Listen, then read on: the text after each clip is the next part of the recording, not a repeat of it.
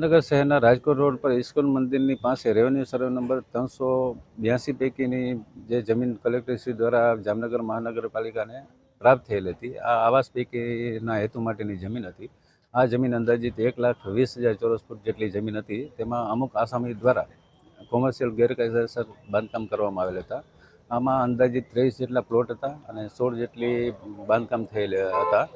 આ બાંધકામમાંથી અમુક બાંધકામ તારીખ 3/5/2026ના રોજ દૂર કરવામાં આવેલ હતા અને જે બાકી રહેલા બાંધકામ હતા તેના આસામી દ્વારા પૂરતો સમયની માંગણી કરવામાં આવેલ હતી, જે સ્વીકારી અને પૂરતો સમય આપવામાં આવેલ છે.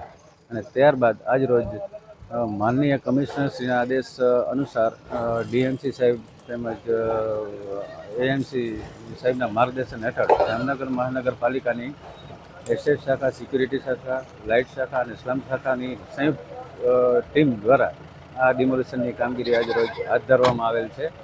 અને આ જમીનની કિંમત અંદાજિત 50 કરોડ રૂપિયા જેટલી થવા જાય છે. અને આગામી દિવસોમાં જામનગર મહાનગરપાલિકા દ્વારા આ જમીન ઉપર આવાસની બાંધકામ કરવામાં આવશે.